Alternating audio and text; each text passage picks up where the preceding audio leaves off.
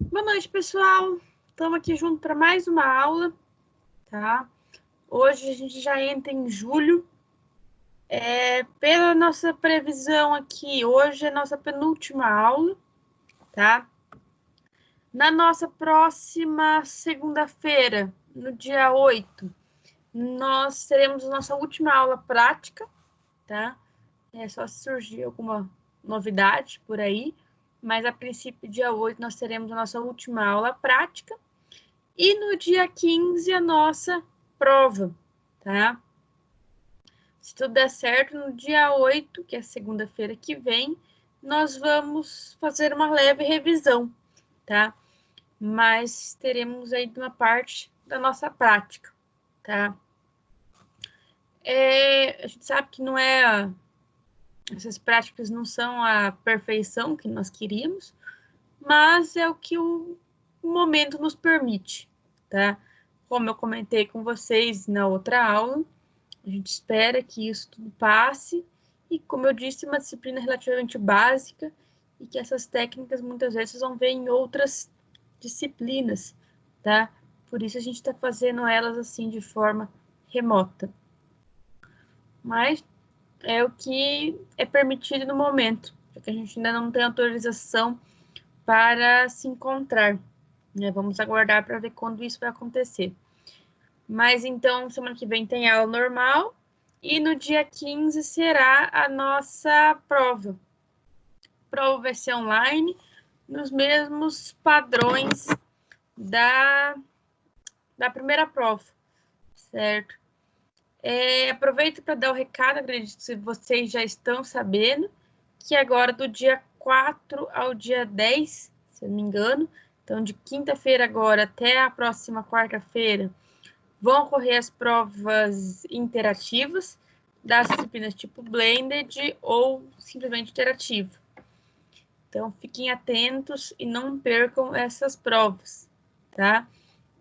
Nossas aulas vai correr de forma normal, uma vez que as provas vocês podem fazer em qualquer horário, em qualquer dia, tá? Então, não vai influenciar o dia da nossa aula.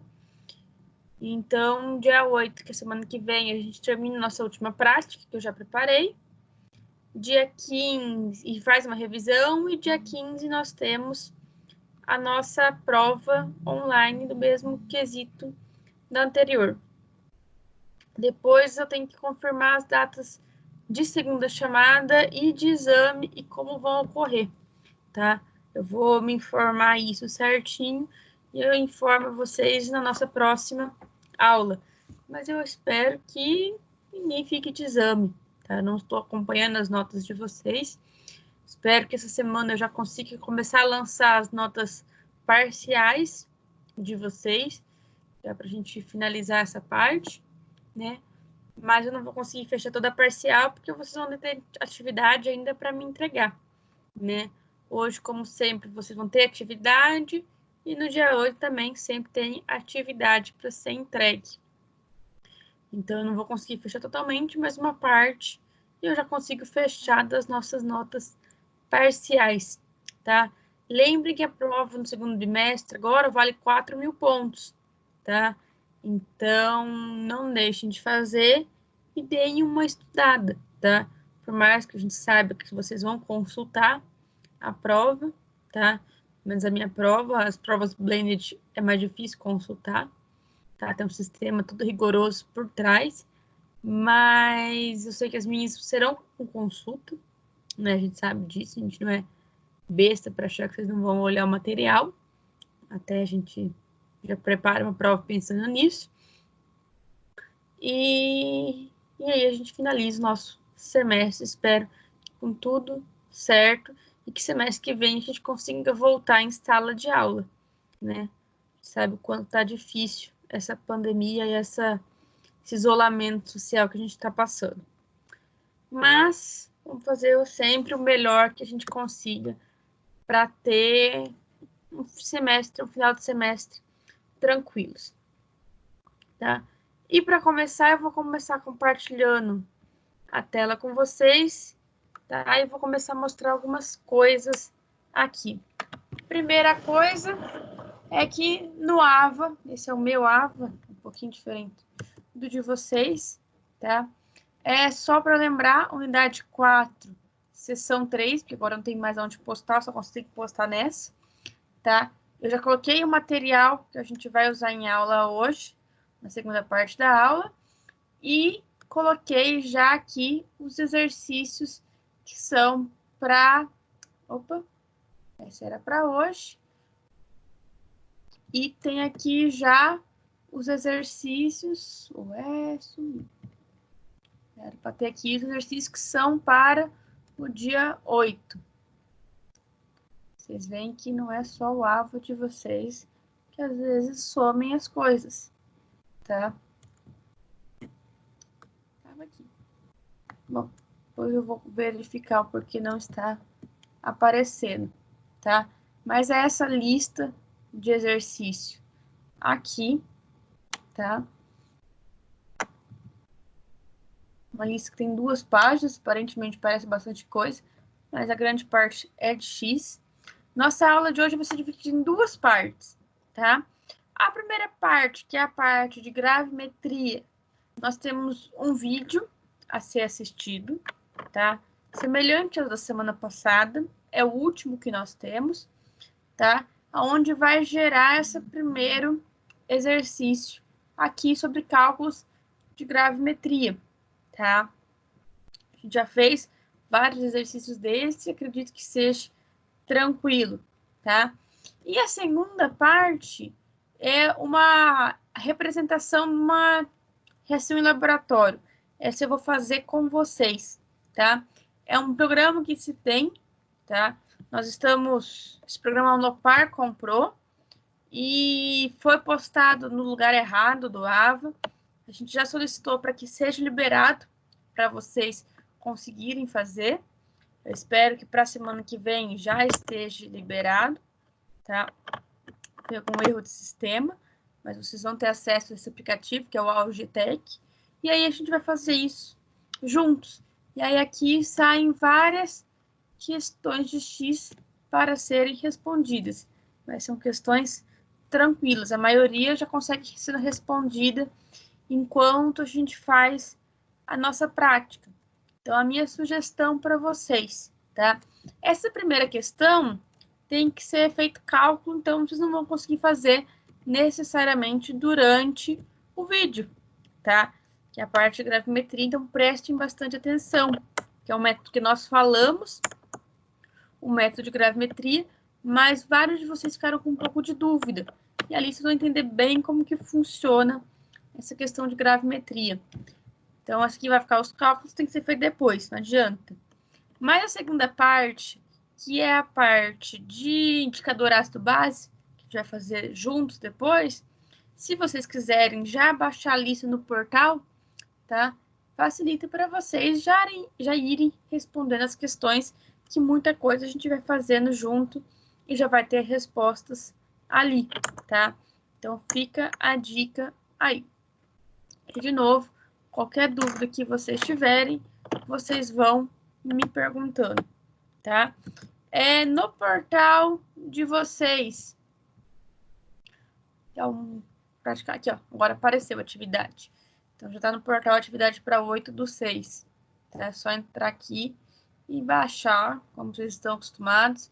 É a mesma lista que eu acabei de mostrar, tá?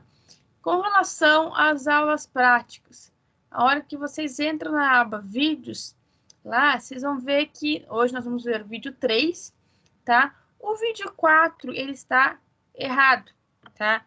É uma matéria de química analítica que não condiz com o nosso conteúdo, que é a parte de eletroquímica, tá? Então, nós não vamos ver esse último vídeo, tá? Eu conversei com a coordenação do curso e toda a questão que nós temos e nós não vamos fazer aquele vídeo porque não tem porquê a gente ver um vídeo que não tem nada a ver com a nossa disciplina, tá? Então, vamos começar com esse terceiro vídeo agora. Então, de novo, qualquer dúvida que vocês tiverem, vocês vão me interrompendo, eu estou aqui no computador para tirar todas as dúvidas. E aí, qualquer coisa, a gente vai respondendo.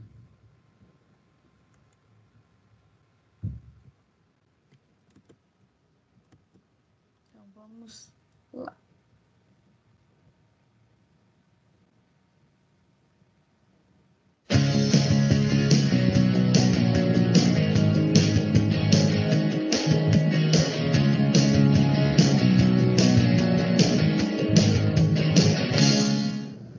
Olá, aluno, seja muito bem-vindo a mais essa aula prática da disciplina de Química Analítica. Eu sou a professora Bruna Souza, sou responsável por essa disciplina e na aula de hoje nós vamos estudar a respeito da análise gravimétrica e nós vamos ver um experimento com base em cálculos gravimétricos, onde nós vamos fazer a quantificação do analito presente em uma determinada amostra. E para isso, nós vamos identificar um elemento ou um composto químico, nesse caso é um composto, que na sua forma mais pura possível, por meio da obtenção desse composto, é possível aí sim fazer a quantificação na amostra original.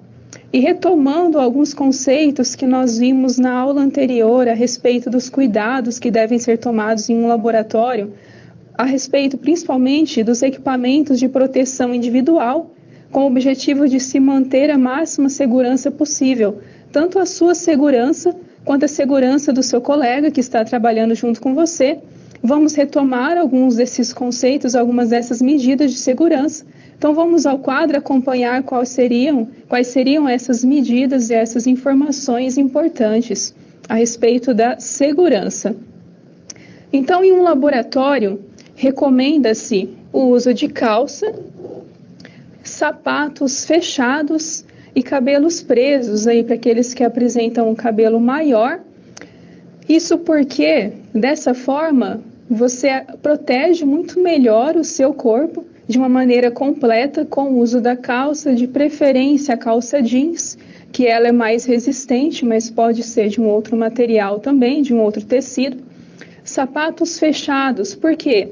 Caso você esteja trabalhando com algum material aí na fase líquida e acabe respingando esse material, você por algum motivo acabe respingando sobre os seus pés, se você estiver utilizando sapatos fechados nesse momento, é melhor para a sua segurança, porque evita o contato desse reagente químico, muitas vezes desconhecido, sobre a sua pele.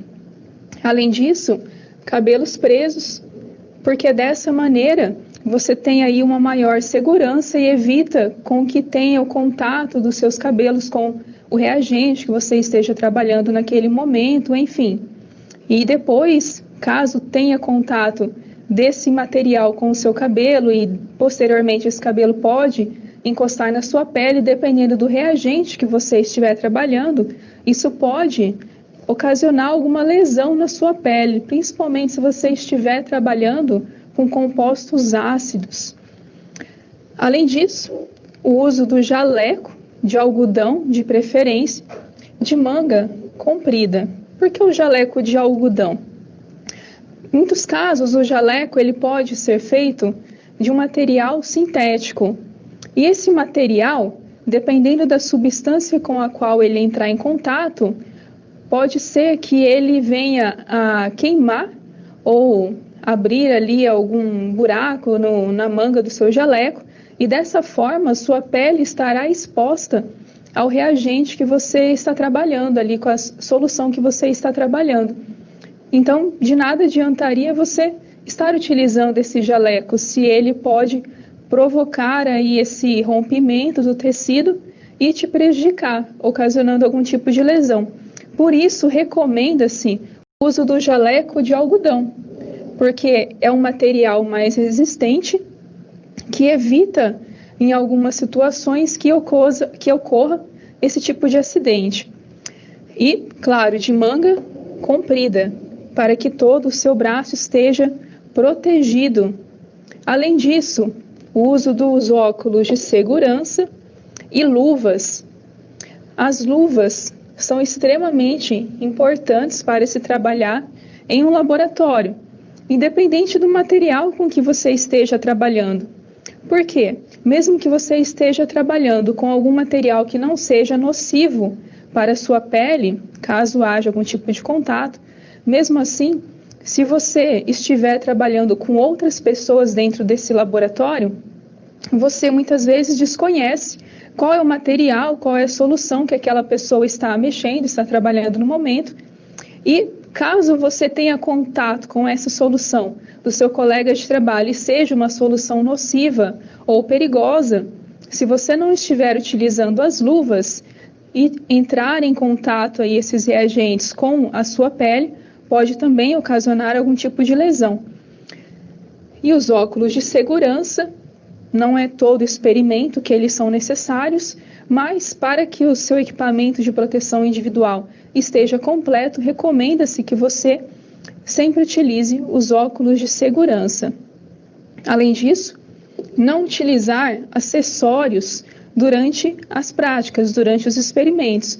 Que tipo de acessórios? Brincos grandes, relógios, pulseiras, anéis e entre outros acessórios. Isso faz com que a sua segurança dentro do laboratório de química seja muito maior e evita, por exemplo, se você está utilizando algum tipo de anel que apresente aí alguma parte com uma ponta, se você estiver utilizando a luva, pode ser que esse anel ocasione algum tipo de rasgo na sua luva e aí de nada adianta você estar utilizando a luva naquele momento, porque mais uma vez a sua pele estará exposta. E a ideia é a mesma para o caso das pulseiras e para o caso dos relógios. Em relação aos brincos, seria a mesma ideia no caso dos cabelos presos. É bom que se evite a utilização de brincos muito grandes. E por fim, não comer durante as práticas, porque você pode contaminar os seus alimentos e, aliás, não é nada higiênico também. E você não sabe ali o que você pode estar colocando em contato com o seu alimento e que tipo de risco você vai estar correndo caso esse alimento esteja contaminado com o reagente que estava sobre a mesa ou que estava sujando a sua mão naquele momento. E, enfim, levando em consideração todas essas medidas de segurança, você consegue garantir uma maior segurança durante o seu trabalho realizado e dessa maneira você realiza o seu experimento com muito mais tranquilidade e confiança. E na aula de hoje, onde nós vamos ver um experimento que trata sobre análise gravimétrica, vamos acompanhar no quadro, então, quais são os objetivos de aprendizagem para a aula de hoje. Em um primeiro momento, a aula tem por objetivo determinar a presença de cobre em uma amostra de sulfato de cobre. Então, a amostra de sulfato de cobre é representada pela seguinte fórmula química: CuSO4. Essa é a amostra com a qual nós iremos trabalhar e o objetivo da aula, nesse primeiro momento, é a identificação do elemento cobre, representado pela fórmula Cu. Esse elemento ele está presente no composto químico sulfato de cobre e por meio da aplicação de uma análise gravimétrica, nós iremos fazer a quantificação desse elemento químico. Na sequência, ainda na aula de hoje, nós iremos realizar todos os procedimentos em uma análise gravimétrica. Nós trabalharemos todas as etapas envolvidas em uma análise gravimétrica por meio da precipitação. Lembrando que existem diferentes tipos, diferentes métodos de análise gravimétrica, mas na aula de hoje nós vamos ver a respeito da precipitação, que nada mais é do que a obtenção de um precipitado por meio desse precipitado aí obtido, nós conseguimos quantificar o elemento de interesse ou aquele composto químico de interesse. Então, quais são as etapas contidas no procedimento em uma análise gravimétrica? Primeiramente, a medição de massa, e aí na sequência, as etapas da adição do agente precipitante. Podem ser utilizados diferentes tipos de agentes precipitantes, dependendo da solução com a qual você está trabalhando. Na sequência, após a adição do agente precipitante, irá se verificar a formação de um precipitado. E esse precipitado passará pelas etapas seguintes de digestão, pela etapa de filtração, lavagem do precipitado e calcinação. Por último, mas não menos importante, nós veremos sobre os cálculos gravimétricos para a obtenção aí da massa final. E por meio dessa obtenção da massa final do precipitado, nós conseguimos quantificar o elemento químico de interesse. E para a realização desse procedimento, dessa primeira etapa do procedimento, alguns materiais serão utilizados. Vamos acompanhar no quadro quais são esses principais materiais. Aqui, então, no procedimento 1, os materiais de consumo serão um becker de 100 ml, uma espátula para a quantificação para a pesagem do reagente sólido, pipeta volumétrica de 5 ml e pera ou dispensador. Nessa prática, nós iremos utilizar a pera para o manuseio da pipeta volumétrica, para obtenção do volume de interesse. Além disso, o suporte universal, tela de amianto, tripé, garra metálica, o bico de Bunsen. Esses últimos itens citados aqui são para as etapas de aquecimento. É importante que se tome muito cuidado na realização dessa etapa de aquecimento e calcinação posteriormente, pois será aqui manuseado o fogo, né? Então, muito cuidado, muita atenção durante a realização desse procedimento para que nenhum acidente possa acontecer. Além desses materiais, também será utilizado papel filtro quantitativo. Nesse experimento não se utilizará tubos de ensaio e ainda serão utilizados pipeta de Pasteur e a balança analítica para a realização das pesagens. E esses são os materiais que serão utilizados nessa primeira etapa do procedimento experimental. E agora vamos acompanhar no vídeo conhecer quais são esses materiais que eu comentei anteriormente. Vamos acompanhar no vídeo, então. Então, aqui você observa os materiais que serão utilizados nessa primeira etapa. Na primeira parte desse procedimento, será realizada a precipitação e, na sequência, na segunda etapa, serão feitas as etapas de digestão, filtração e lavagem do precipitado.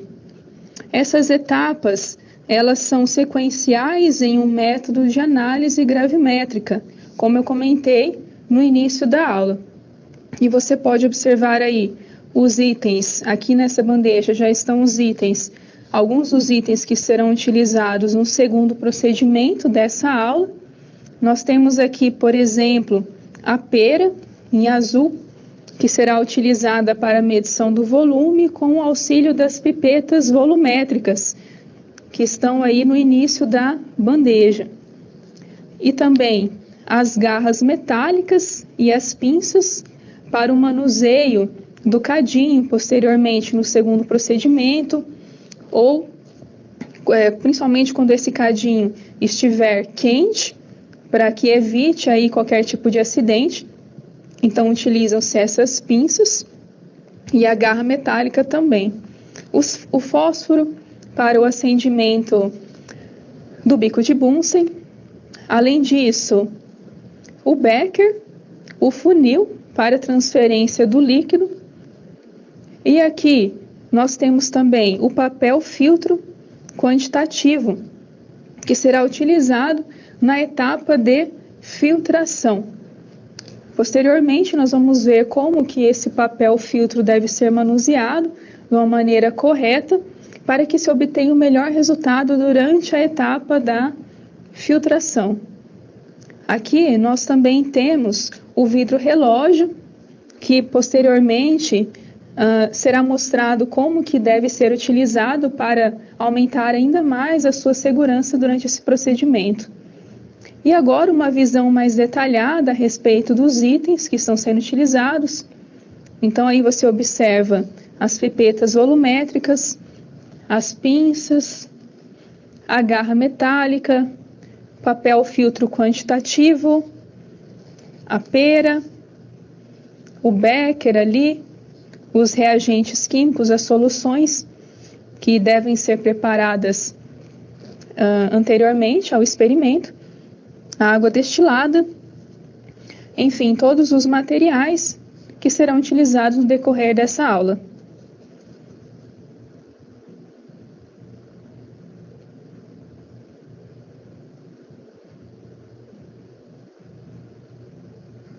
Então, esses são os materiais utilizados. E agora,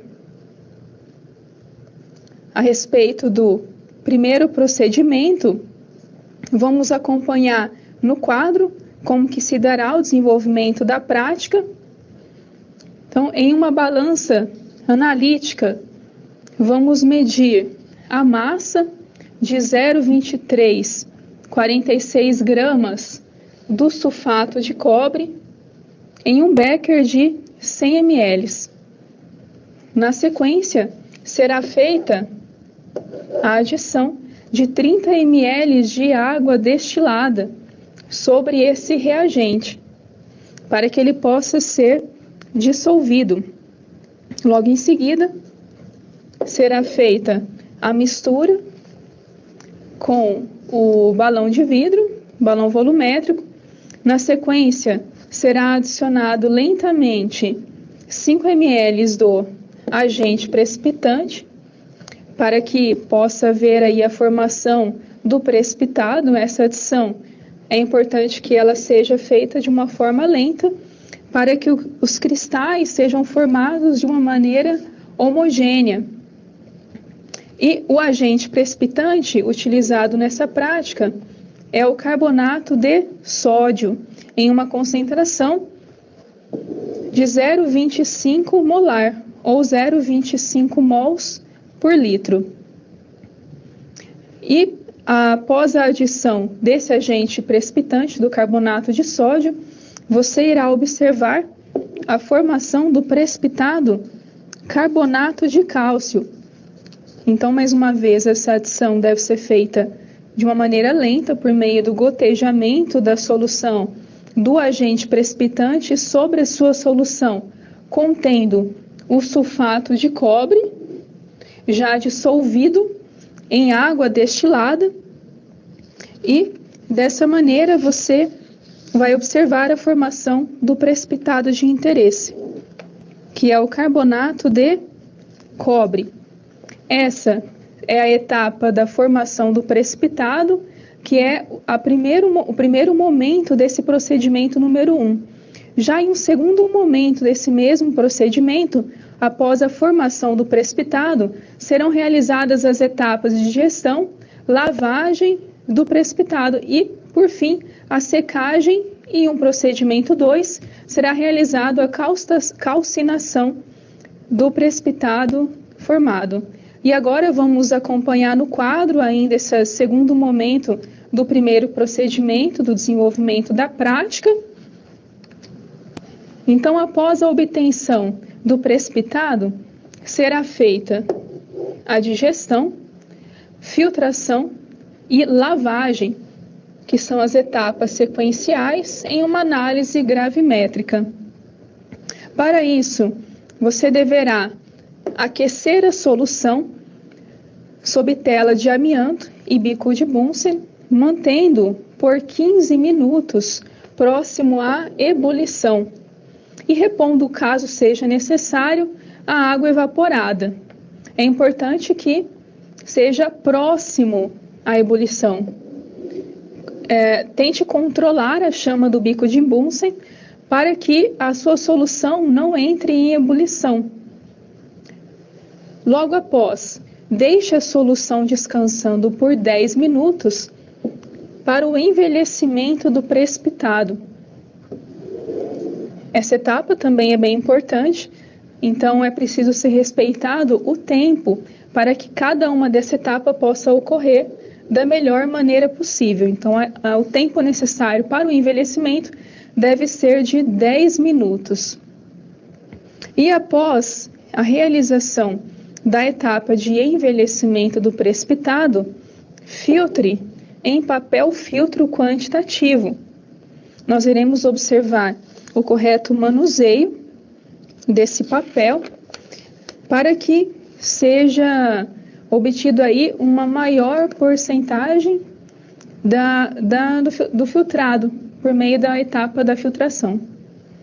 Na sequência, lave o material sólido que foi filtrado com 3 porções de água destilada. Essa quantidade não é uma quantidade exata. Você vai aí lavar mais ou menos com a quantidade de água destilada que seja 3 vezes maior do que a solução que está sendo filtrada, mas não é uma quantidade tão fixa, tão rígida assim. É apenas para que você tenha uma noção da quantidade de água destilada que será utilizada nessa etapa. E é aqui nesse momento da lavagem do precipitado, essa lavagem deve ser feita de uma maneira lenta, adicionando pequenos volumes de água por vez a essa solução, a esse procedimento aí da filtração, para que seja feita uma lavagem correta do seu precipitado. Essa é a segunda parte do procedimento 1, então, aonde nós vamos ver as etapas do envelhecimento do precipitado, a etapa de lavagem e filtração, então, digestão, filtração e lavagem. Lembrando que no primeiro momento, nós vimos a etapa da formação do precipitado. E agora, nós vamos ver no vídeo qual foi o procedimento que foi realizado nesse segundo momento e também no primeiro momento. Vamos acompanhar no vídeo como que aconteceu. Então, primeiramente, será feita a pesagem aí do reagente do sulfato de cobre, como você pode observar. Para esse procedimento, você vai utilizar uma balança analítica, devido à precisão que essa balança nos oferece.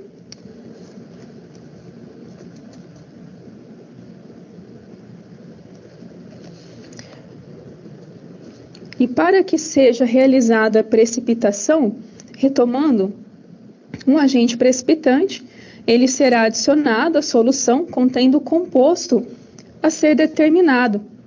O produto formado é então convertido em uma forma pouco solúvel no meio, de modo a formar outras fases.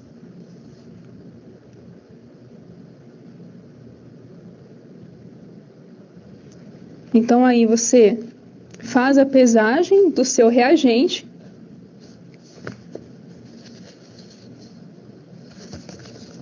A massa que você deve pesar nesse momento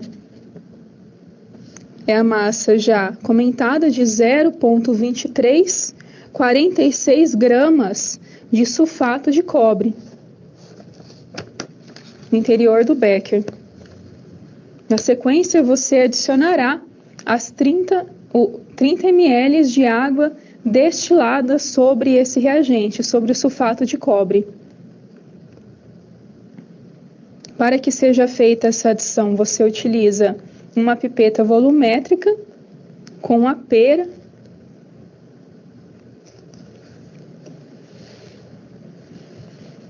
A pipeta volumétrica, ela garante com que o volume que você esteja trabalhando seja o mais próximo possível, devido à vidraria que você está utilizando, que é uma vidraria de grande precisão.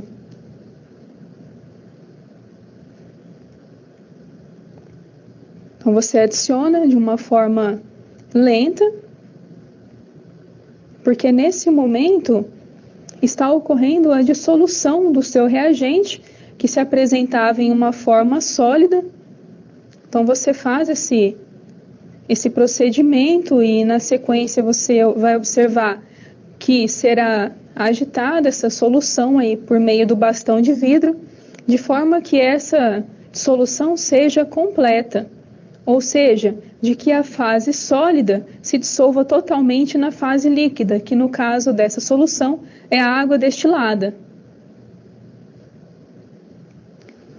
Lembrando, como nós vimos aí durante as aulas teóricas, que a formação de precipitados, ela ocorre em duas fases.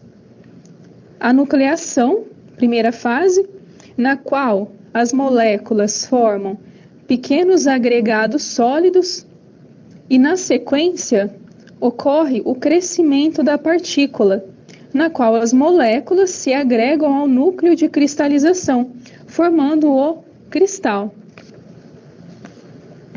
Então, observe que agora você, por meio do bastão de vidro, você irá misturar bem essa solução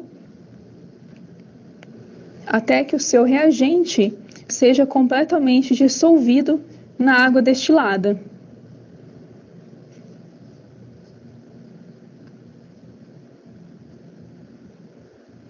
Observe a formação de uma solução de coloração azul clara.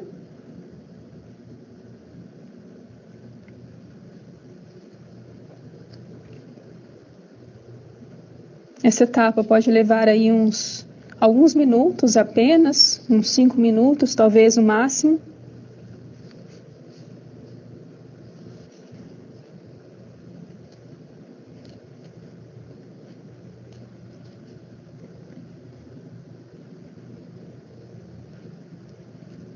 Observe que o reagente foi totalmente dissolvido na água destilada.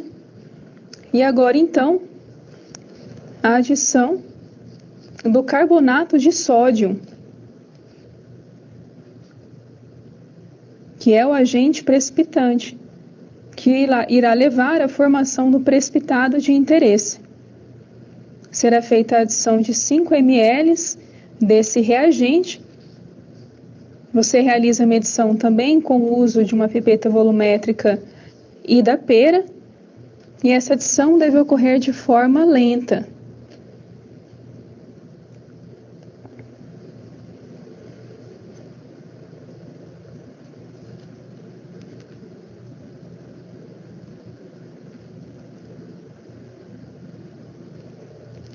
Observe aí que logo de imediato, com a adição das primeiras gotas do agente precipitante, você já consegue notar a formação do precipitado. De uma forma gradual, né? Essa adição deve ser feita lentamente, e você observa ali já a separação de fases que vai ocorrendo, sendo que essa fase sólida que está se formando na solução é o seu precipitado. A solução se torna um azul um pouco mais escuro.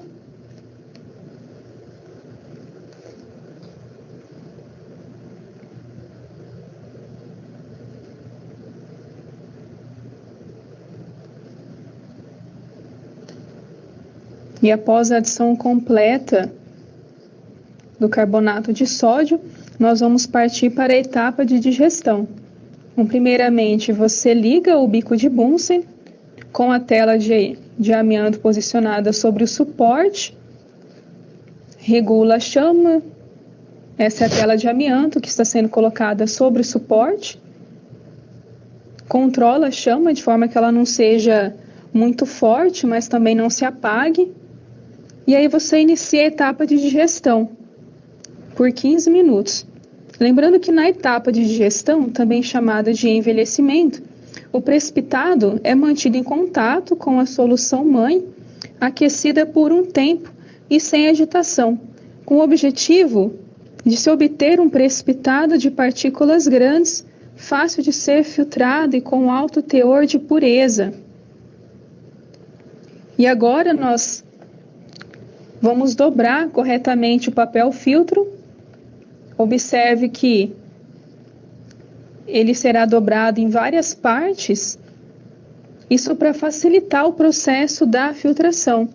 E na etapa da filtração, ocorre a separação da fase sólida, contendo o precipitado da solução mãe. Então, você separa a fase sólida da fase líquida por meio da filtração, na qual nós utilizaremos esse papel filtro dobrado dessa maneira. Finalizada a etapa da digestão, você passa para a etapa do envelhecimento, deixa essa solução em repouso por 10 minutos.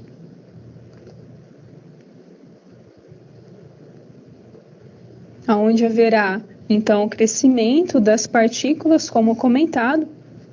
E é interessante que você tampe a solução com o vidro relógio para que nenhuma impureza entre em contato com a sua solução. Agora, então, a etapa da filtração e a lavagem do precipitado posteriormente, que tem o objetivo de remover o excesso de soluto que ainda esteja presente no líquido, retido nas partículas do precipitado. Então, aí no procedimento da filtração, você passa algumas vezes a água destilada no interior do becker, de forma a limpar completamente o resíduo que permaneça dentro desse becker. Faça isso repetidas vezes, até que não reste nenhum tipo de resíduo dentro do becker. E vá realizando a filtração, lentamente. Esse processo ele pode demorar um pouco. Agora, então, está sendo a lavagem do precipitado, com a adição de pequenas porções de água.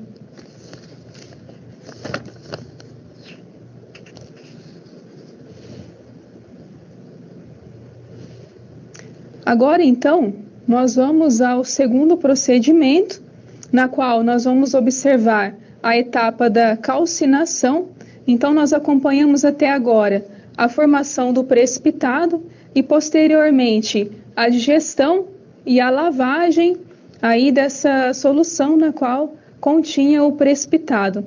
E agora, nesse segundo procedimento, serão utilizados alguns materiais adicionais aos que já foram utilizados no primeiro momento. Vamos acompanhar no quadro a respeito desses materiais. Então, os materiais de consumo que serão utilizados no procedimento 2, que é a etapa da calcinação e da medição de massa do precipitado, por meio da utilização de cálculos gravimétricos, será utilizado dessecador, cadinho de porcelana. No cadinho, nós iremos realizar as etapas de aquecimento e, devido ao material, de porcelana, ele irá aquecer bastante, então tome muito cuidado para que ao final do processo de aquecimento e calcinação, você evite o contato direto com o cadinho, utilize as garras metálicas para o correto manuseio, para evitar que você se queime aí durante esse processo. A calcinação pode ser realizada em uma mufla. No caso, se não há uma mufla disponível, pode ser utilizado o bico de Bunsen para a realização dessa etapa de calcinação. O resultado é semelhante e não há nenhum problema na utilização do bico de Bunsen. Inclusive, durante a realização desse procedimento, foi utilizado o bico de Bunsen para a etapa da calcinação. Será utilizado também bastão de vidro, solução de carbonato de sódio, solução de sulfato de cobre, água destilada e o papel filtro quantitativo. Esses são os materiais, então, que são utilizados aí nessa segundo procedimento da aula de hoje sobre análise gravimétrica, e vamos conhecer esses materiais acompanhando no vídeo sobre eles. Então, você observa a mesma bandeja que já foi apresentada anteriormente, sendo que aí nós temos alguns itens que serão utilizados nesse segundo momento da aula.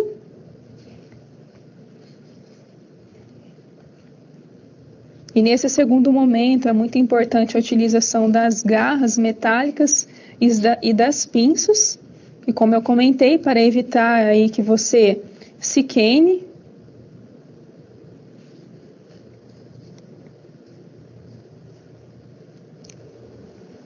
Então esses são os materiais, além do bico de Bunsen, na tela de amianto, suporte metálico também, que são utilizados para o aquecimento dessas soluções e para a realização da etapa da calcinação.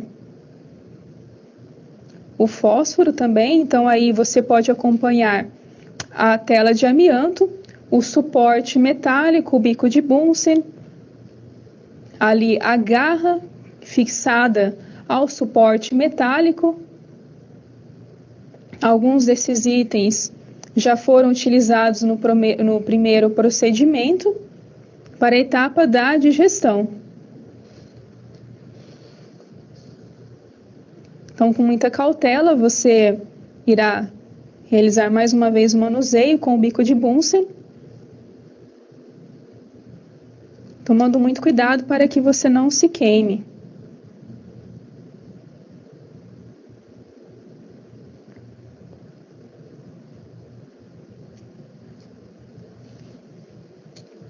Então, esses são os materiais que serão utilizados no segundo procedimento dessa aula prática. E nessa segunda etapa, lembrando, nós iremos realizar um procedimento de calcinação. E vamos acompanhar no quadro o desenvolvimento da prática. Nessa etapa da aula, você coloque primeiramente o papel filtro contendo o precipitado no interior de um cadinho de porcelana.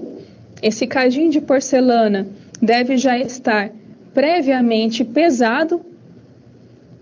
E durante o processo de pesagem do cadinho, evite o contato direto do cadinho com a sua mão, mesmo antes da etapa de aquecimento. Isso porque você evita, assim, que a gordura da sua mão entre em contato com o cadinho, ou, como você deve estar utilizando a luva nesse momento, você evita que as impurezas contidas na sua luva entrem em contato com esse cadinho e afetem de alguma maneira a massa que está sendo pesada nesse momento. Porque qualquer variação da massa que ocorra, ela irá interferir diretamente no resultado dos cálculos gravimétricos e no resultado da massa final, ao final desse procedimento.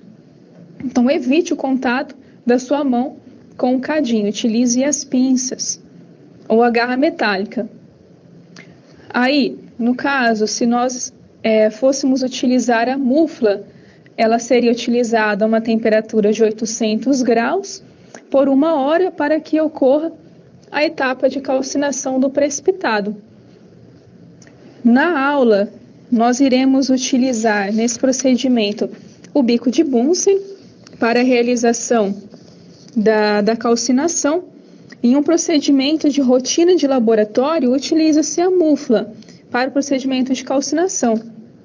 Porém, nós realizaremos a calcinação no bico de Bunsen em um procedimento mais seguro, com a obtenção de resultados semelhantes. Então, logo após feita essa queima, até o final da calcinação, a massa do cadinho, o cadinho será novamente pesado na balança analítica e será feita a obtenção da massa final do cadinho. Lembrando que ele foi pesado anteriormente, então nós tínhamos um valor inicial da massa e agora, após o final do procedimento da calcinação, o cadinho será pesado novamente com a obtenção de uma segunda massa, sendo que essa segunda massa ela deve ser maior que a massa inicial, uma vez que a massa inicial é a massa apenas do cadinho e na massa final nós temos a massa do cadinho mais o precipitado que foi atingido, que foi obtido por meio desse procedimento de análise gravimétrica. E agora nós vamos acompanhar melhor no vídeo como que foi realizado esse procedimento de calcinação e vamos ver sobre os cuidados que devem ser tomados durante a realização dessa etapa, uma vez que nós trabalharemos com fogo aí no bico de Bunsen, então muito cuidado nesse momento da realização do procedimento. Vamos acompanhar no vídeo. Então, primeiramente a pesagem do cadinho vazio, evitando contato aí por meio da utilização das pinças metálicas. Anote a massa do cadinho, lembrando que essa massa é o valor da sua massa inicial.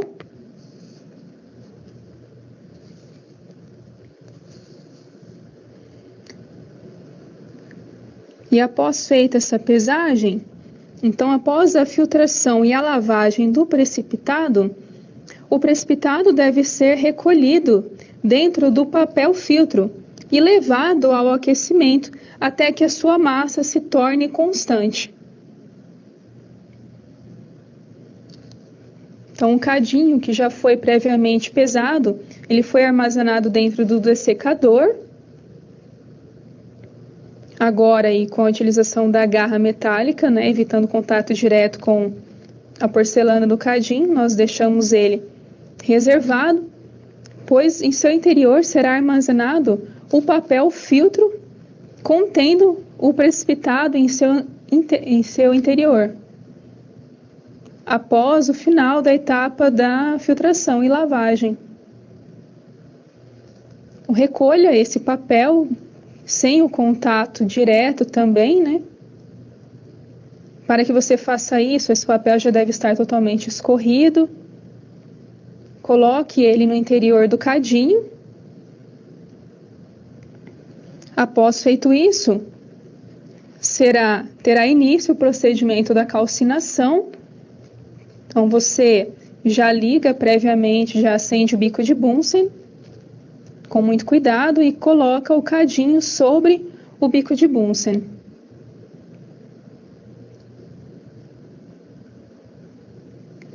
Agora, tendo início a etapa da calcinação, esse procedimento ele é mais demorado, e durante o aquecimento ocorre a remoção dos solventes, do solvente e as espécies voláteis presentes.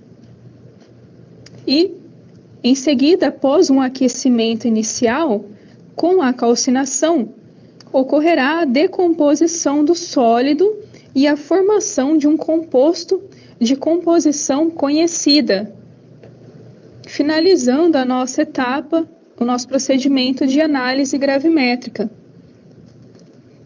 Observe que essa queima ela irá acontecendo bem aos poucos. Controle bem a chama nesse momento. Não deixe a chama desregulada, né? No caso, mantenha uma chama constante de preferência.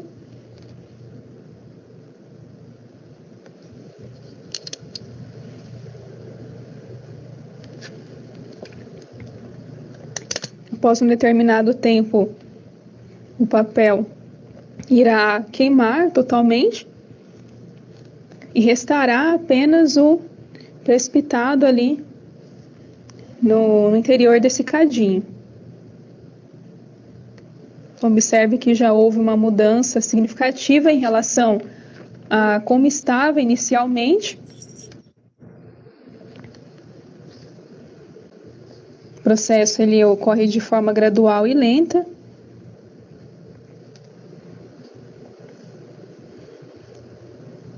E após esse procedimento ser finalizado, ou seja, ao final da calcinação, você retira o cadinho de cima do bico de Bunsen, né, apaga a chama, e deve-se aguardar que o precipitado retorne à temperatura ambiente, para que em seguida, então, o produto final possa ser medido em uma balança analítica.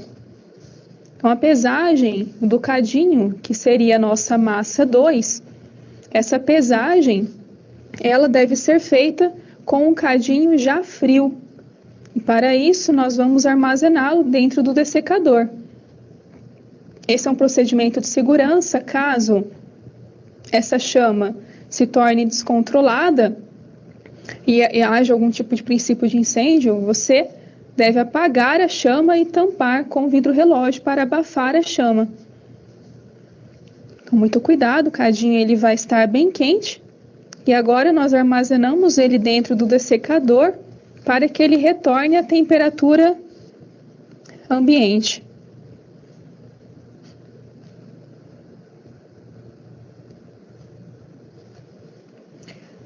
E agora, após o término dessa etapa de calcinação, vamos acompanhar no quadro o desenvolvimento da prática com uma explicação a respeito dos cálculos gravimétricos que deverão ser realizados aí nesse procedimento. Então, por meio da utilização dos cálculos gravimétricos, nós iremos primeiramente calcular pela diferença entre a massa do cadinho cheio e a massa do cadinho vazio o valor da massa do óxido de cobre.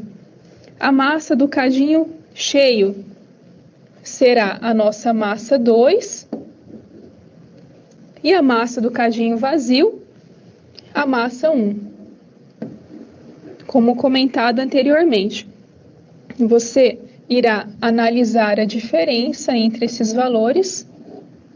Então, a massa final menos a massa final, e esse resultado irá nos indicar qual é a massa do óxido de cobre, que é o precipitado de interesse. Por meio da quantificação desse precipitado, nós conseguiríamos determinar qual é a massa do cobre, concluindo aí a análise gravimétrica realizada. E determine a massa de cobre, então, existente na amostra inicial, que era uma amostra de sulfato de cobre hidratada, e para a realização desses cálculos, considere alguns valores. Aqui uma correção, peço desculpas, essas unidades elas estão incorretas, não são mol por litro, mas como você observa, são os valores das massas molares, e uma massa molar é dada em gramas por mol, pois é uma unidade de massa em relação ao mol. Então aqui, a massa molar do sulfato de cobre, 159,61 gramas por mol.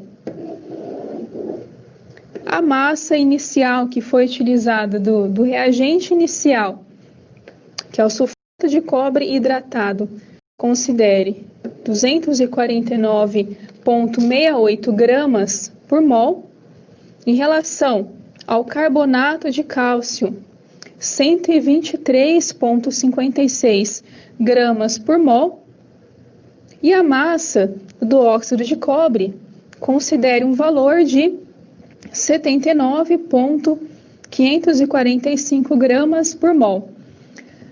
Então, com base nos conhecimentos vistos no livro didático a respeito da análise gravimétrica, que nós acompanhamos na unidade 3 do livro didático, você consegue ter aí o conhecimento necessário para a realização desses cálculos, dos cálculos gravimétricos, com base no procedimento que foi realizado durante a aula de hoje, até a obtenção da massa final, da massa aí do óxido de cobre.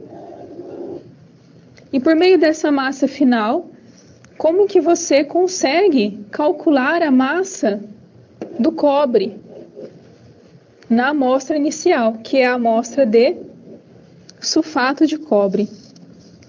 Então, você irá realizar esses cálculos até a obtenção desse resultado final, e esses são os resultados que serão obtidos com a aula de hoje. Caso você tenha alguma dúvida, pergunte ao tutor ou consulte o livro didático. Eu também me coloco à disposição para eventuais dúvidas, mas aplicando o conhecimento teórico visto na unidade 3 do livro sobre análise gravimétrica, é possível realizar os cálculos gravimétricos e a conclusão dos procedimentos realizados durante a aula de hoje.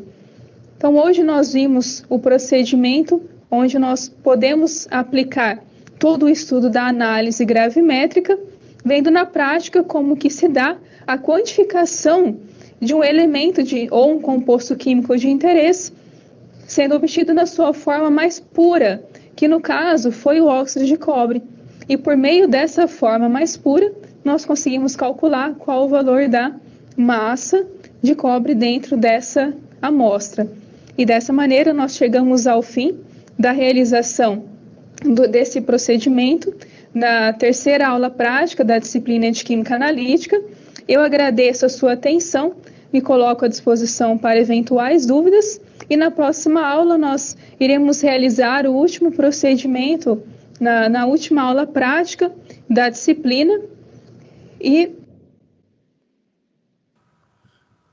Pessoal, tem alguma dúvida com relação a essa parte de gravimetria?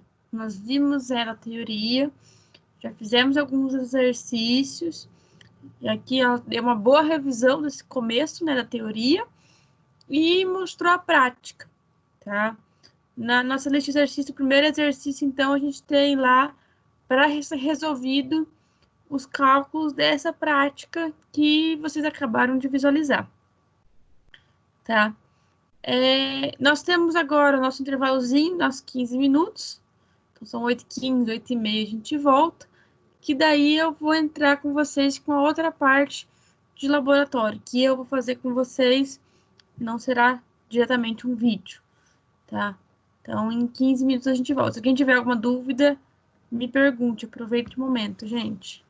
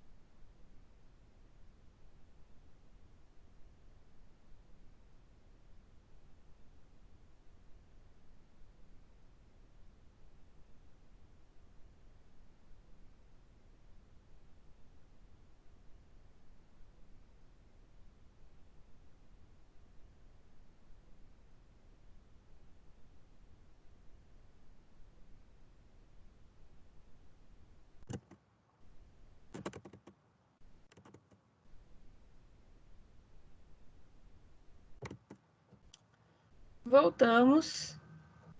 Vamos porque eu tinha comentado com vocês com relação ao nova forma de prática, tá? Esse método agora de prática é um laboratório virtual, tá?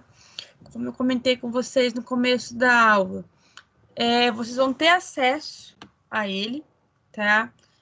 Na verdade, já era para estar liberado o acesso de vocês a esse laboratório virtual que a gente costuma chamar, mas por algum problema de sistema, não sei o porquê, que essas 2 aulas de laboratório virtual foi para aparecer na disciplina de bioquímica. Então, se por acaso alguém fizer a disciplina de bioquímica, vai ver que essas 2 aulas estão lá, mas elas são do conteúdo de química analítica. Então, já foi solicitado essa alteração. Acredito que nos próximos dias, aí, no máximo até o final dessa semana, deve estar sendo arrumado isso. Essa solicitação já foi aprovada pela direção e foi lá para Valinhos, que é a central da Unopar, né, a central técnica. Então, acreditamos que em alguns dias vocês já vão ter acesso a isso. Mas, nessa primeira aula, eu vou demonstrar como funciona esse laboratório virtual. Muita coisa dá para entender como funciona, ele é bem legal até. Mas aí na próxima aula, semana que vem, onde eu espero que todos vocês tenham acesso, vocês vão fazer, tá? Então, fiquem bem atentos. Tem todo o passo a passo ali, acredito que não vai ter grandes dificuldades. Então, eu vou compartilhar aqui com vocês, eu já tinha compartilhado, excluí, eu acho, para vocês entenderem como funciona, tá? Assim que vocês tiverem acesso, vocês vão ver essa página aqui, tá? Vai estar lá no sistema de vocês, junto com as aulas práticas, tá? Mas isso para a próxima aula eu mostro certinho onde ele vai estar para vocês fazerem, tá?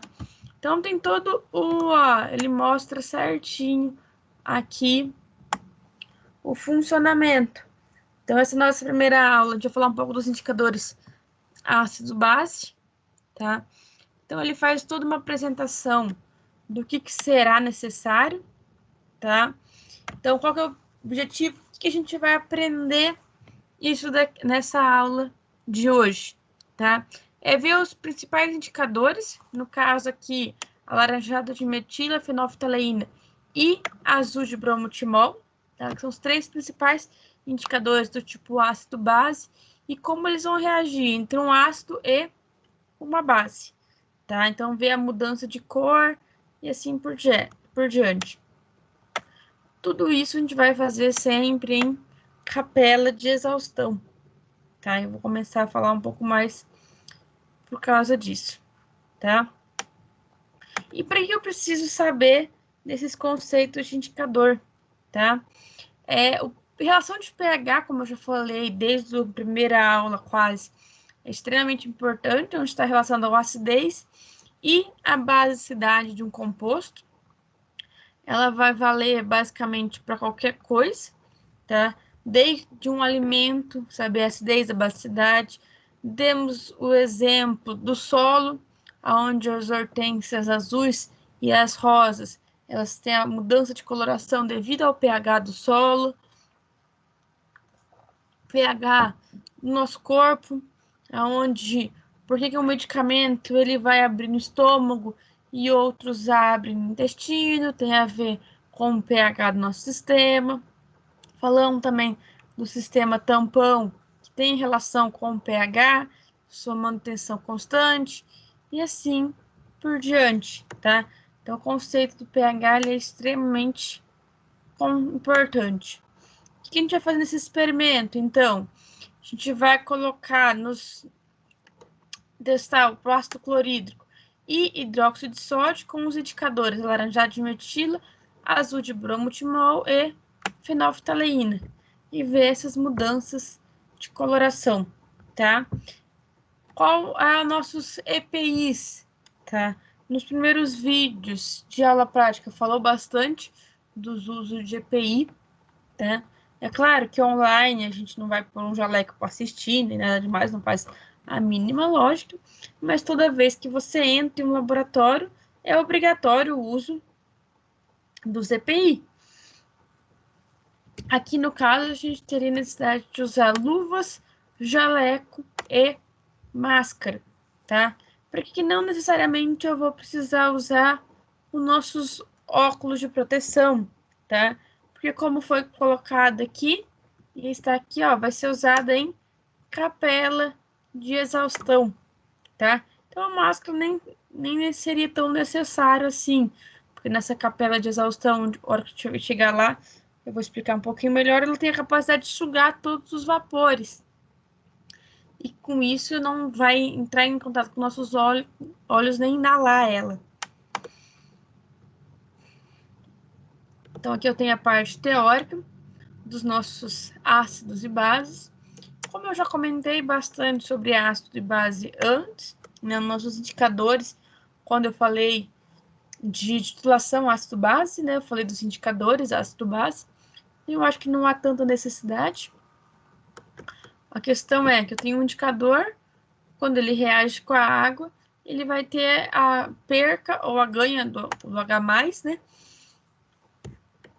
e a mudança de coloração, tá? Então, ele vai mudar a coloração devido à presença desses H+.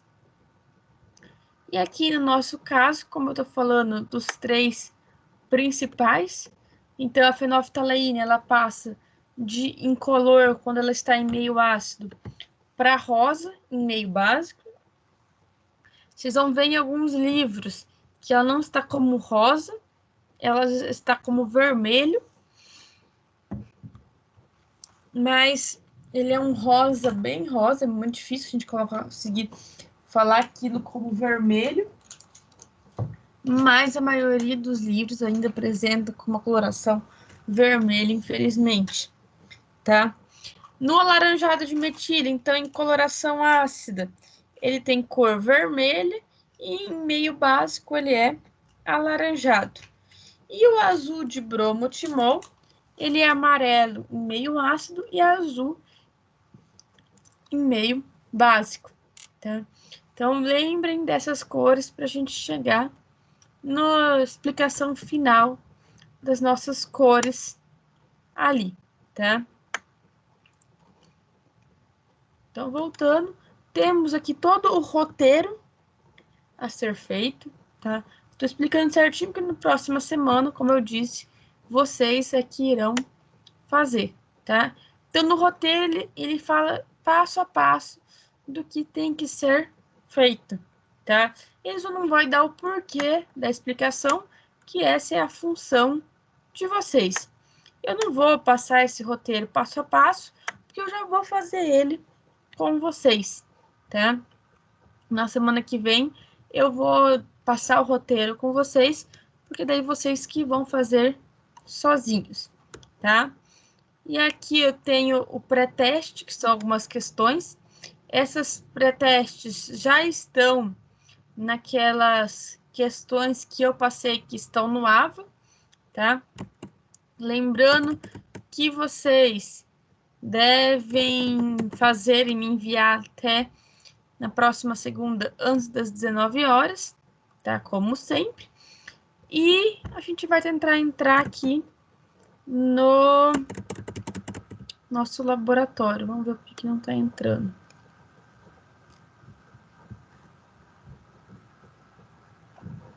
Não sei o porquê. Deixa eu fechar o meu portal e entrar de novo. Tá? Como é uma ferramenta nova para todos, e até para portal AVA, né, que foi adquirido agora devido a essa pandemia, às vezes ele dá umas... Falta acertar um pouco o sistema. Mas só reabrir que ele deve funcionar.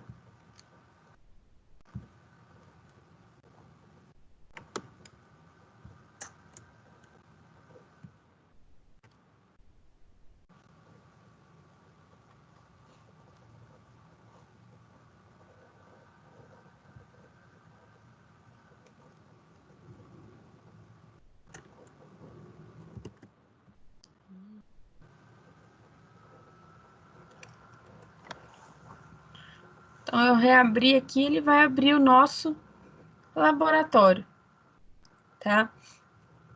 Esse laboratório, ele não mostra todo o laboratório, porque a gente não vai trabalhar ele como um todo, tá? Cada aula, ela vai mostrar apenas o que vocês vão precisar no laboratório, tá?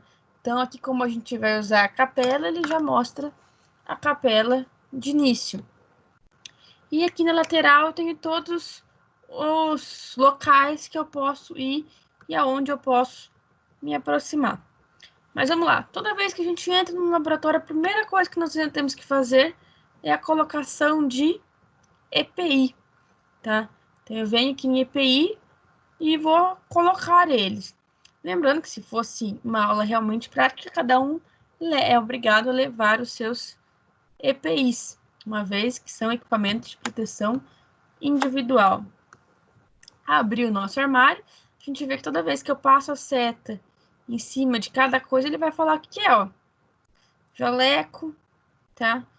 Aí aqui eu tenho nossas luvas, para que serve uma luva, tá? Para proteção da mão contra agentes químicos, máscara contra inalação, tá?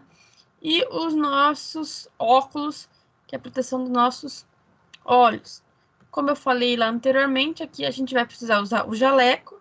Então, eu clico aqui no jaleco e ponho usar este item, a luva também e a nossa máscara. O nosso óculos, como eu não vou precisar, ó, se eu clicar, este item não participa do experimento atual. E aqui embaixo ele fica mostrando quais são os EPIs que vocês estão usando. Se, por exemplo, eu tirar um desses EPIs, tirei a luva aqui e for para a capela, ou vamos pegar o nosso armário para pegar uma solução, ele não permite pegar soluções, tá? Porque você não pode manusear instrumento sem equipamento de proteção apropriado, tá? Então tem que estar devidamente protegido, tá? Então, vou lá colocar a luva que me faltava. Sempre mantenha organizado, então peguei os EPIs, mantenha fechado, e agora eu vou para a nossa capela, tá? Esse é um esquema básico de uma capela, tá? As capelas que nós temos são bem parecidas com essa, tá? De forma geral, as capelas são sempre este mesmo esquema. A grande maioria eu possuo uma torneira ali dentro, uma cuba, né? Uma saída de gás, aqui dentro pode ocorrer também. E o que mais interessa é que essa parte superior aqui, eu vou ter um sistema de exaustor. Sempre eu vou ter aqui um vidro ou um acrílico tampando, a grande maioria é um acrílico devido à proteção, não quebrar tão facilmente, tá? Essa capela eu consigo abrir, aqui ela acaba abrindo tudo, mas o correto em laboratório é a gente sempre manter ela à metade, onde a gente só coloca as nossas mãos por baixo e o nosso rosto, o nosso corpo fica protegido, tá? E aqui, como eu falei, tem um sistema de exaustão. Esse sistema de exaustão vai fazer com que qualquer tipo de vapor que eu trabalhe aqui dentro seja sugado, tá? E aí não tem perigo da gente inalar esses vapores ou até mesmo respingar no nosso olho e tudo mais, tá? Então, usar a capela é de extrema importância, tá? Desde que seja usado de forma correta. Então, pegou a capela, abriu a capela, primeira coisa, olhar o painel que eu tenho nela. Então, eu não vou usar água, então a válvula de água aqui, ó, válvula para liberação de água na capela laboratorial, no caso aqui a gente não vai precisar, a válvula de gás, tá? Se eu precisar acender o bico de Bunsen aqui, eu tenho uma válvula de gás. Válvula de gás é muito utilizado quando eu tenho uma parte de micro-organismos, tá? Uma vez que o fogo esteriliza, certo? Então, a gente deixa uma chama ligada ali e faz com que tenha um ambiente estéreo e consiga trabalhar.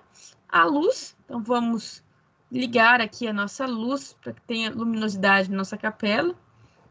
Não faz muita diferença. E principalmente aqui o nosso exaustão, onde tem que começar ligando esse exaustor. Então, quando ele está ligado, qualquer tipo de vapor que ser obtido aqui, ele será sugado e não vai ficar ali para a gente respirar, tá? Lembrando que eu tenho vários produtos que liberam vapor e esses vapores, na sua grande maioria, são tóxicos, tá? Por exemplo, nesse aqui a gente vai trabalhar com HCl. HCl, quando a gente abre um frasco de HCl concentrado em laboratório, ele tem um vapor extremamente forte, tá? Uma vez que inalado, ele causa grandes problemas no nosso sistema respiratório, tá? É só a gente pensar que o nosso estômago tem HCl e quando tem vômito, a gente já sente a nossa garganta aqui totalmente ferida devido a esse HCl que está no nosso estômago e sai, correto? Aqui seria a gente inalar. Uma vez que a gente inala, ele vai para o pulmão, que não está nada preparado a ter algo dessa agressividade. Então, tá aí a importância da nossa capela, tá? Então, pegamos aqui, ligamos nossa capela, vamos para o nosso armário para pegar os nossos itens, tá? Como eu vou saber quais são os itens que tem que ser pego? Estava todo naquele roteiro, tá? Então, aqui, ó, eu tenho tubo de ensaio, tá? Que são utilizados para fazer experimentos em pequena escala, tá? Então, eu vou colocar lá em cima e vou colocar a nossa pipeta de Pasteur, que é aquela pipetinha plástica onde eu pego pequenos volumes de uma substância para outra, tá? Aí vou para a nossa próxima porta aqui. Na nossa próxima porta, eu tenho os reagentes líquidos. Em vários reagentes aqui, eu tenho rótulo. Então, como eu falei inicialmente, a gente vai testar um ácido e uma base. No caso, o HCl e o NaOH. Aqui eles já são uma solução, uma vez que o NaOH ele é sólido na sua forma natural, tá? E a última aqui, que eu vou precisar pegar 2 beckers, tá? Tem os nossos reagentes sólidos, que não é o caso que a gente vai precisar. Agora, as provetas, que ficam aqui armazenadas. E vou pegar os nossos 3 indicadores. Reparem que aqui os indicadores, eles só estão com a fórmula química, tá? Quando eu passo, ó, tá tudo lá dentro da capela, certinho. E quando eu chego próximo, vou ver o HCl e o NaOH, tá aqui, né? E aqui, ó. O HCl é 1 mol por litro, NaOH a 0,4 mol por litro, como eu falei, são soluções, né? E os nossos indicadores aqui, ó, quando a gente passa a mão em cima dele, né, o mouse, você vai ver que aqui embaixo aparece a fórmula de cada um. Ah, como eu sei que eu tenho cada um? Eu tenho uma lista de reagentes aqui, tá? Então, todos os reagentes que eu poderia ter neste laboratório no momento. Tá? Isso facilita bastante. Então, o que nós temos aqui? Eu vou ter o azul de bromotimol, a fenolftaleína e o alaranjado de metila. Então, a nossa sequência aqui de indicador, então, é a fenolftaleína, alaranjado de metila e azul de bromofenol. Então, o que eu vou fazer? Tenho 6 tubos de ensaio aqui, tá? O que eu vou fazer nesses 6 tubos de ensaio? Eu vou testar os nossos 3 indicadores, tanto para o HCl quanto para o NaOH, tá? Então, eu vou colocar nos 3 primeiros tubos HCl, nos 3 últimos eu vou colocar NaOH. E aí eu vou colocar os indicadores. A fenolftaleína eu vou colocar no tubo 1 e no tubo 4. A alaranjado de metila no 2 e no 5, e o azul de bromofenol nos 3 e no 6, tá? Mais ou menos. Então, vamos lá. Primeira coisa, colocar o HCl no becker, daí colocar no tubo de ensaio. Eu não vou virar o HCl direto no tubo de ensaio, porque a boca do tubo de ensaio é muito pequena, então a gente vai com cuidado, até porque o HCl é forte. Então, tá aqui, ó, eu cliquei no frasco de HCl, tem a opção de colocar no becker 1. Então, ele vai lá e vira sozinho. Colocou o HCl, vou pegar com a nossa pipeta de Pasteur, succionar o que está no becker 1 e vou clicar nela e vou colocar no tubo de ensaio 1. Então, ele coloca sozinho. Aproveito que a pipeta está suja, vou coletar mais solução, que é o nosso HCl, e eu vou repetir isso no tubo de ensaio 2, e em seguida, depois eu vou para o tubo de ensaio 3. De novo, coletar mais solução e colocar no tubo de ensaio 3, tá? Então, se eu pegar aqui, aproximar o nosso tubo de ensaio, eu vou ver que os 3 primeiros aqui, ó, eu coloco o mouse, ele já mostra que eu tenho HCl. Os 3 últimos estão vazios, tá? Então, eu vou continuar. Agora, como eu tenho só uma pipeta de Pasteur, eu não posso, como eu quero pegar NaOH, eu tenho que lavar ela. Então, eu venho aqui, remover solução e limpar. Eu vou lavar a pipeta de Pasteur para poder pegar o NaOH. Ó, como HCl eu não vou usar mais, eu vou colocar aqui, ó, remover solução e limpar, tá? Nunca deixe um becker com um reagente que vocês não estão utilizando ali em cima, tá? Porque senão vocês podem se confundir. Como NaOH, agora eu cliquei no becker 2, tá aqui, ó, o becker 1 tá vazio. O becker 2, ele apresenta aqui o NaOH. Lembrando que se a gente tivesse um laboratório real, lembrem sempre de rotular tudo que vocês colocarem, tá? Aqui o próprio programa ele mostra o que eu tenho aqui, mas senão eu teria que pegar uma caneta e escrever aqui mostrando o que eu tenho dentro do becker 2. Então eu vou succionar o no becker 2, que é o nosso NaOH, e vou colocar ele no tubo de ensaio 4, que estava vazio. E vou fazer a mesma coisa para o tubo de ensaio 5 e o tubo de ensaio 6.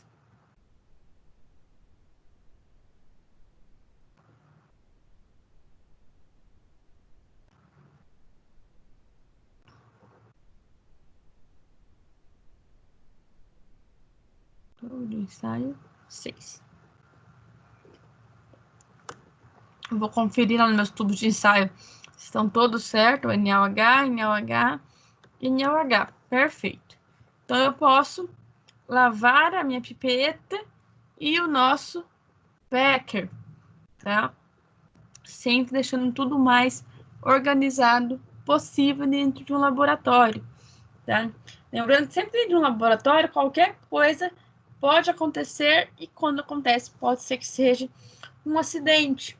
Vocês podem ser a pessoa mais cuidadosa do mundo, mas a gente sempre vai trabalhar em laboratório com mais pessoas. Vocês nunca vão trabalhar no laboratório sozinho, até porque não é permitido ficar no laboratório sozinho. Então, vocês nunca sabem o que a outra pessoa pode fazer. Pode ser que, sem querer, ela esbarre e derrube o ácido e a base que estava aqui, e isso caia sobre vocês. Então, o cuidado é máximo dentro de um laboratório químico, tá? Então, tá os tubos de ensaio, 3 com ácido, 3 com base. Então, eu vou pegar o nosso primeiro indicador, que é a nossa fenolftaleína, tá? E vou colocar no tubo de ensaio. Aqui ele mostra em qual tubo de ensaio eu vou colocar, ó, desde o primeiro e vou indo para todos. No caso, eu vou colocar só no primeiro, onde tinha HCl. Então, coloco aqui 2 gotinhas. E depois eu vou no primeiro de NaOH, que é o 4º tubo de ensaio. 2 gotinhas. Beleza. Retomo a fenolftaleína. Aqui já fecha automaticamente. Aí eu tenho aqui o nosso alaranjado de metila, tá? Eu vou adicionar ele aos outros tubos de ensaio. No caso, eu vou colocar no indicador no tubo 2 e no tubo 5. Quando eu já tenho o indicador, ele já mostra que já tinha o indicador, tá? Coloquei nos 2 tubos, volto e vou pro azul de bromo timol. Que aí eu vou colocar no tubo 3, tá? E no tubo 6. Já foi colocado o suficiente. Retornou. Ó, repare que todos os frascos estão fechados e limpos. Eu só tenho o nosso tubo de ensaio. Então, agora ficou 2 fases. Se eu abrir o tubo de ensaio aqui, ó, ele não está misturado para ter a nossa coloração correta.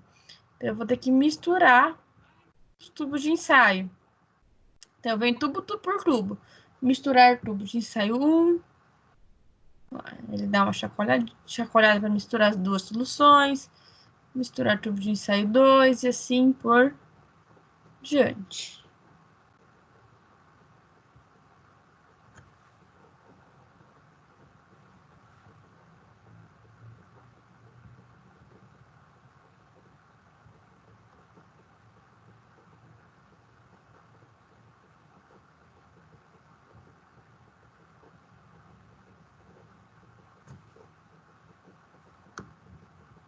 E o último.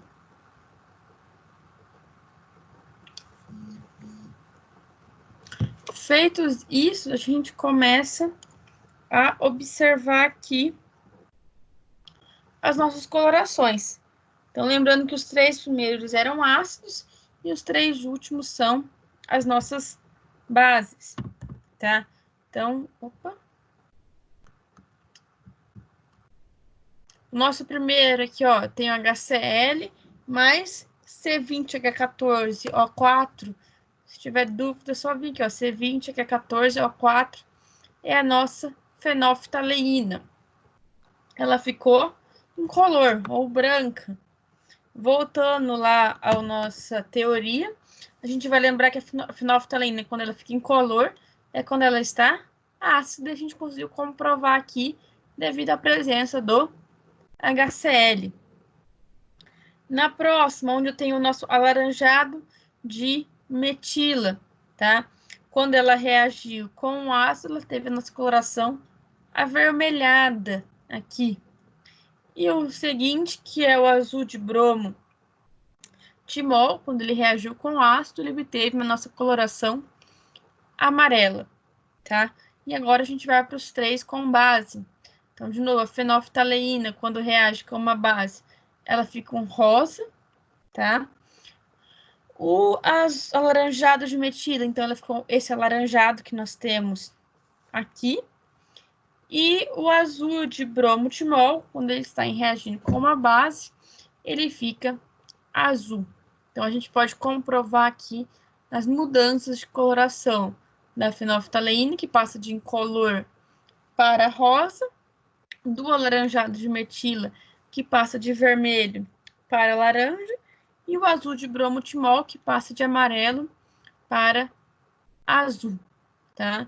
Então, aí a gente viu as nossas questões de indicadores, tá?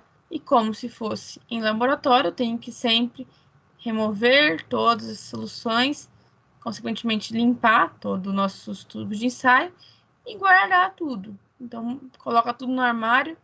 Opa, o armário está fechado. Então, volta lá, abre as portas dos armários, volta a capela, ó, vejo que os armários estão com porta aberta, e aí sim eu volto para guardar todas as nossas vidrarias e soluções que foram utilizados. Lembrando que tudo que a gente faz em laboratório tem que ser extremamente organizado, tá? Para evitar qualquer tipo de acidente. Então, a gente repara que tudo que estava aqui em cima foi guardado. Posso vir fechando as nossas portas. Fecho sempre a nossa capela para evitar sujeira. Volto ao nosso painel, apago a nossa luz e desligo o nosso exaustor, tá? E aí a gente finaliza a nossa capela. Terminou qualquer experimento de laboratório, volta e retira os nossos EPIs.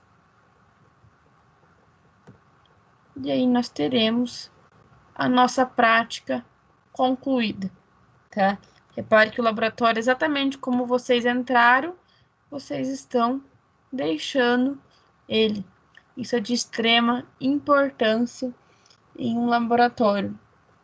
A gente às vezes é chato nas práticas falando disso, mas no dia a dia, para quem for para um laboratório, vai ver a extrema importância disso, tá? Então, eu demonstrei para vocês o funcionamento desse aplicativo que chama Algetec, tá? Como eu falei, esse aplicativo ele é comprado, ele não tem como a gente utilizar ele sem ser pelo portal Avo, tá?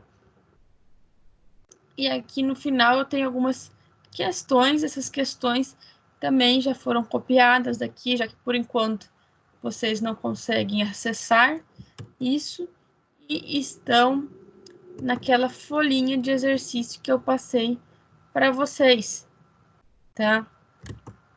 Então, ó, lembrem lá, primeiro exercício com relação ao vídeo da aula 3, que a gente começou a nossa aula hoje falando dessa vídeo 3, tá?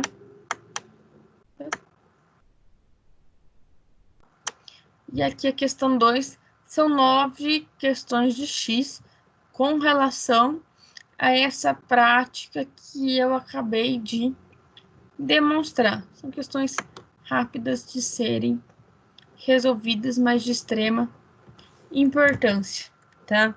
Lembrando que no AVA de vocês tem todo o roteiro que foi passado, está no AVA, que é esse mesmo roteiro aqui de todo o passo a passo que foi feito, eu disponibilizei no AVA para vocês, assim como o arquivo com relação aos indicadores ácido base, tá? Então, utilizem todo esse material para resolver essas questões. Alguma dúvida com relação a esse experimento de ácido base? Alguma questão que alguém gostaria de levantar?